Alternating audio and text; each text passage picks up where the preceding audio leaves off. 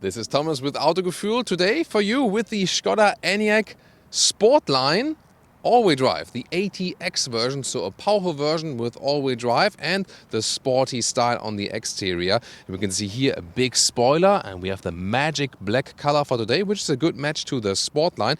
A high trim level comes automatically with the Matrix LED lamp stem, otherwise they are an option and interesting daytime running light. And when you have the main headlamp unit activated, you also can get the light strip in the front grille here when you have this optional crystalline illuminated front grille, a very spectacular option here for the Skoda Enyaq. It's a sister model to the VW ID4 and soon also one to the ID5, because the Skoda Enyaq can also be bought soon as the Enyaq Coupe. We have a preview here with the camouflage color for you. Here then in the side profile, 183 inches or 4.65 meters is the length. So let's say a mid-size SUV, but all electric here, and you can get it with rear-wheel drive or all-wheel drive. This one here today is the more powerful all-wheel drive version 80x. So we come at the acceleration figure of about 6.9 seconds. Faster will only be the VRS version, which is then again half a second faster, but it will be based on the same technology. Wheels from 18 to 21 inch. These here are indeed the biggest one, 21 inch. The SportLine here comes with 20 inch, but these one are even optional. And then you can see also this two-tone scheme, SportLine badging here and a stronger side spoiler right there. This one once again in the rather, SUV form, rather form follows function. So a rather simple and likable design here in the side profile. The 80 version would be the one with the big battery, however in wheel drive only, and this one here 80X is the one, big battery, 77 kilowatt hours, and then also with the all-wheel drive, 265 horsepower and a top speed of only, you can say, 160 kilometers an hour or 100 miles per hour. Some EVs in that respect go a little bit further. They rather, look at the range then. Yeah, and then we can calculate something 400 kilometers, 250 miles. We'll see later in the driving part if this is then really true, because we have earlier experiences here with the rear-wheel drive version. Then in the lower part, you can see here rather simple design once again, all in black today with also all the badgings and so on. So that SportLine here, together with the all-drive version, definitely a dream setup for the Skoda Enyaq. Hey, and I also found a Thomas Blue one. Skoda calls it Race Blue. This would definitely be my favorite color for today, but of course the black one also looks very nice in the SportLine. And now the Autogefühl turning indicator check, or the hazard lights. Wait a minute, the indicator check, Czech Republic, where the brand comes from. Too obvious? Well, here in a cascading style, I think it'd be a very beautiful style, right? Hey, and in the front it also looks quite amazing, right? Replacing the daytime running light right there. And yeah, probably from this day on, we will check everything out with Skoda reviews. And now let's check out the interior. Okay, last time for today. Here, that's the car key. Yeah, high gloss black. Not my favorite indeed. Door closing sound.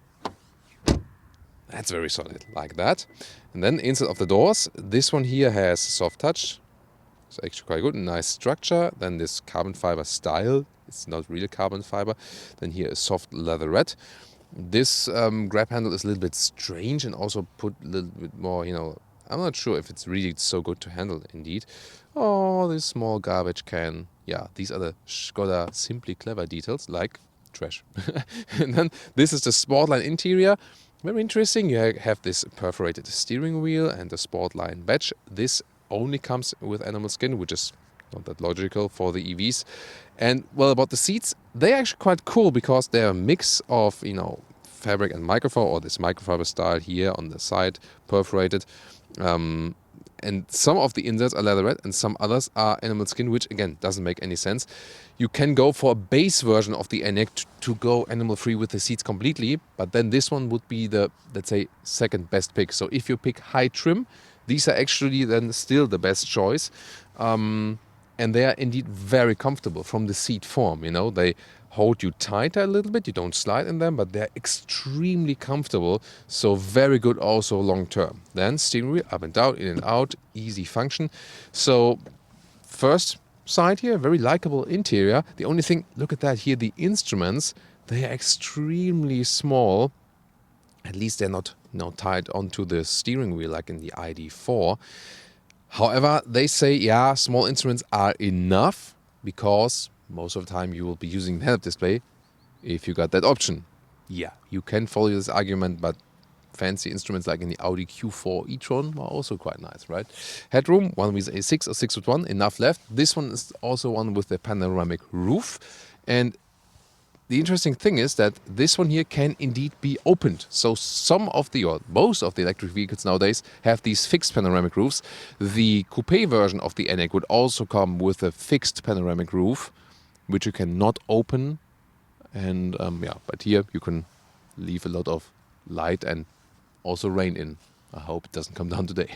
Interesting that, by the way, here this small cubby hole next to the steering wheel on the left side, here it can be opened with a separate button. I've never seen that. Usually they have like, the opener right here integrated, but somehow funny. It's really small. Your Colt doesn't fit in there, just the key, for example. Here the interior overview is actually quite sensual. More reminds us of a Mercedes or something. Here with these swinging lines, soft touch leatherette. Then again these inserts, so it looks really beautiful, better than in the ID4, for example. Screens either 10-inch or this optional 13-inch screen. You have a volume slider here, which is again, yeah, these sliders are hashtag capacitive curse. The temperature are not in sliders like in the ID4, but here you always keep it at the same place. It's for a touch solution, relatively easy to control, but still no manual volume knobs for that. Zoom or deal to that screen there. In the lower part, you still have some hard keys still as hotkeys, like the climate. Then you can access it in the screen once again. In the lower part, you have 2 spots to put the smartphone, but just one for the inductive charging. So not like in the Tesla Model Y, where we have 2 inductive charging spots. Then here, cup holders can be kind of adapted. And this is a very short shifting lever, like this. So that's actually easy solution. More cubby space right here, and very well attached armrest. And this car, again, yeah, as we know from Skoda, they have really, really a lot of space here. This little bit plastic-ish here, however, but the general build quality is actually quite high. Here at the steering wheel, better for the volume knob is like here, use it just here, or the heated steering wheel, and then you can, control something in digital instruments, but not much actually. Once again, it rather has a head-up display focus. Head-up display with some GPS information, and you can also have the augmented reality function, and you have kind of like moving arrows in it. And interesting function is also when there's snow, there's a snow mode, and then the letters are blue. Actually, that's the difference here. So when everything is white, then you can still read your head-up display. In the infotainment system, you have this main menu here, and you can very well access it actually, like the distance, where you have to put your hand. And you can also configure your own home screen right here. Let's check out the map, which is,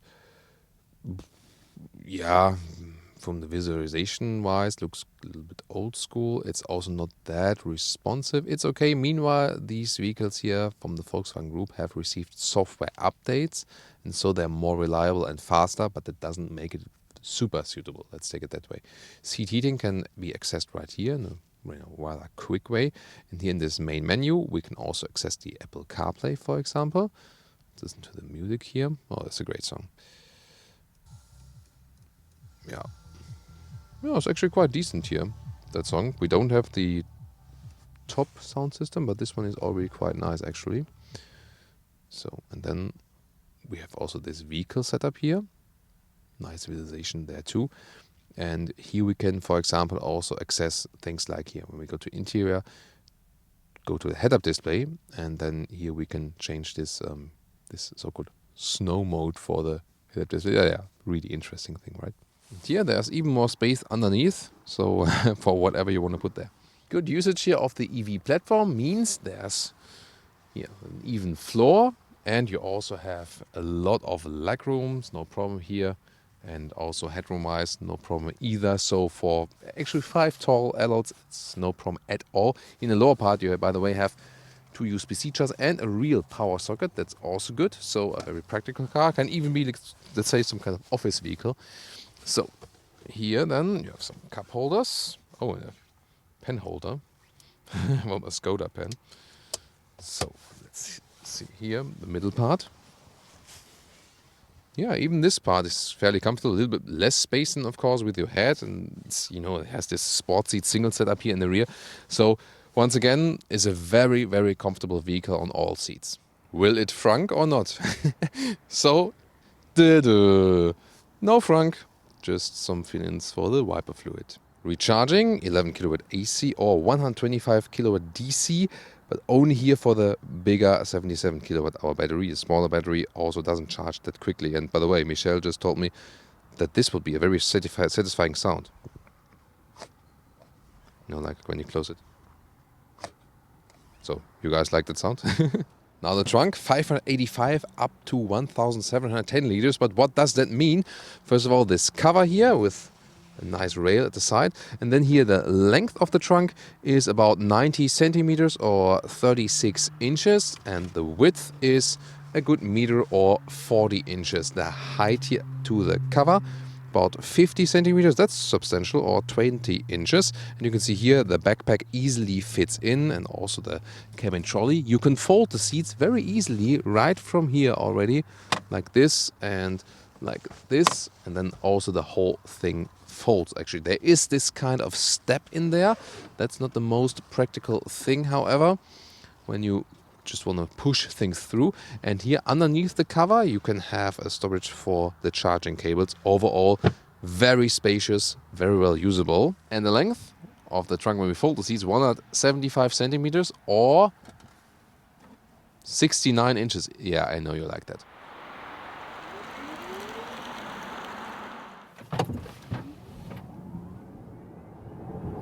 Plop. That is 0 to 60, wasn't more. Right, 0 to 60 or a little more kilometers an hour. Nice acceleration in that sport mode from the all-wheel drive. So really quick, at the same time very smooth, both front and rear power. And since this is a rear-wheel driven platform basically, or the base models have rear-wheel drive, this one still has a little bit more punch than from the rear. Very interesting and super cool, super sporty, although it's essentially already a big SUV, you know, and especially on the interior, you have so much space. At the same time, you can drive it in a very sporty way. With these 21-inch wheels here, even option SportLine, 20-inch would be the better choice. You know, however, considering it's 21-inch, it's still a decent comfort indeed. You have these different driving modes, by the way, and then there's also this individual mode, and there you can really individually tune the DCC. So this car is equipped with the adaptive suspension, dynamic chassis control, and here you can really fine-tune it. Before it was sometimes only possible to, you know, have these certain presets, and now you can really fine-tune it to your liking, and then save this individual mode as for that. That is very interesting. But yeah, most of the time you also have the mode selector here in the lower part, and then you can, but you know, that's actually not that good, so you can not switch it through, like when I click mode button, that it doesn't click mode. I have to press it and then choose it here in the infotainment system. That's not the best solution, definitely. Here in the normal or comfort mode, then the suspension is tuned a little bit softer. That gives us even more comfort. That's really a good thing. So suspension is good, and the center of gravity is low and centered due to the battery pack, and that means although it's already a big and heavy vehicle, has good driving agility. The steering super precise indeed, no dead zone area, very progressive from that input, so you don't have to steer a lot. You can keep your hands at the steering wheel all the time. So indeed, the first thing you really feel, the hardware of this vehicle is excellent. The whole chassis, the driving dynamics, how steering and everything is tuned, really great. There are a lot of vehicles that have different kinds of philosophies. Oh, now augmented reality head-up display. I see it as well in my line of sight, showing me like, you know, like a blue arrow now to the right side. It's a good thing as well. So about the philosophy, you know, with recuperation, sometimes it's harsh recuperation, like Tesla does, or like recently we had with the Volvo C40, and they say like, okay, that's it. We do it that way. Use the one-pedal driving and be happy with it. And you can argue pro and con against it.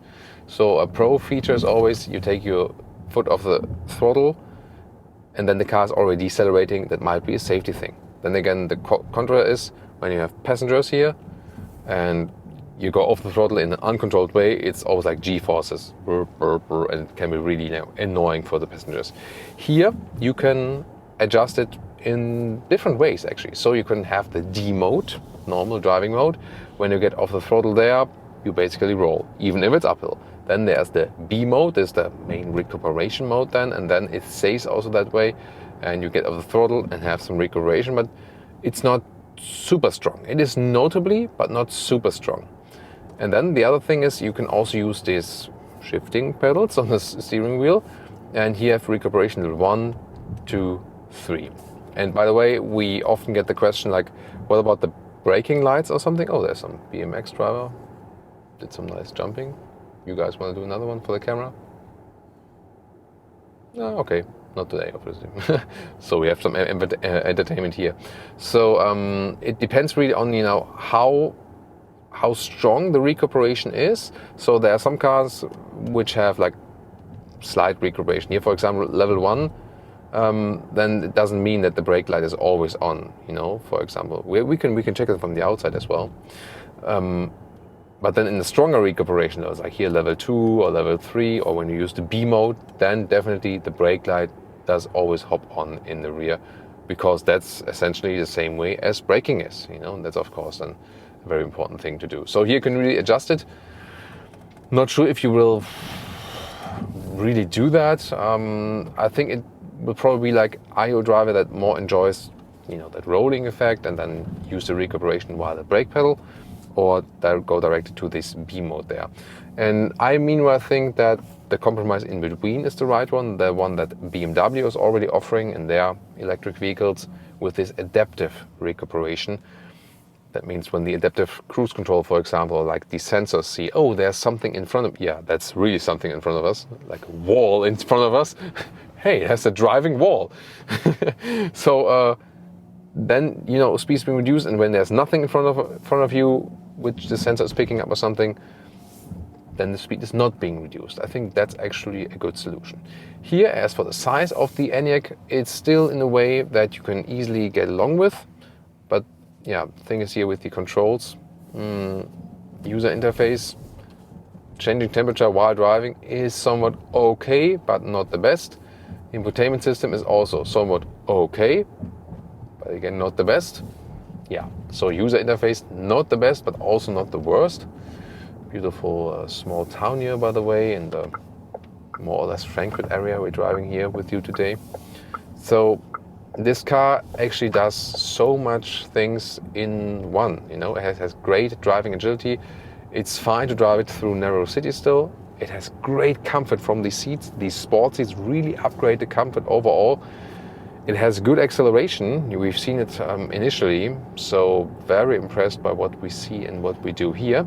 Of course, what we also want to show to you is what about higher speed on the motorway, and what about the average energy consumption. These are also very two crucial features. Here once again, countryside driving, nice view and so agile once again. And here in normal mode it's leaning a little bit, but once again you can go to the sport mode and be distracted while choosing that one. And then you have a little bit more feedback from its suspension, goes a little bit stiffer, and it's really a pleasure here both in the city and also in countryside situations. So one more time, putting to sport mode and getting on the motorway, German Autobahn. Woo! Really nice from the acceleration feature once again, and very smooth also the handling of the whole vehicle. And here also in this faster getting on the motorway corner. Look at that here, steering wheel turning 90-degree turn, or 180 then after all. Really nice out the corner. And now from 70 km an hour, let's go.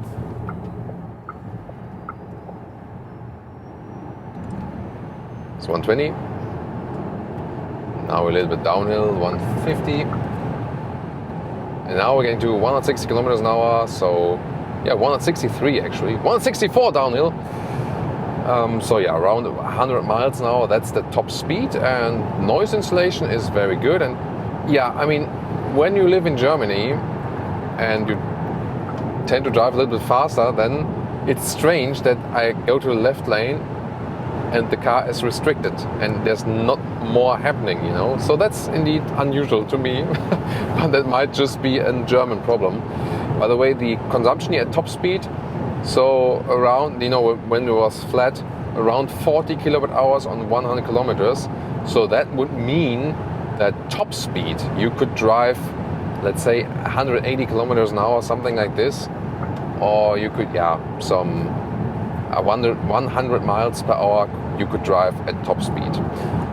The overall range, you know, when you drive normally, we had some average consumption figures of some like 19 kilowatt hours, 20 kilowatt hours in 1 kilometers. That means indeed, as projected from me, and as we had the experience last time, around 400 kilometers or 250 miles of realistic range.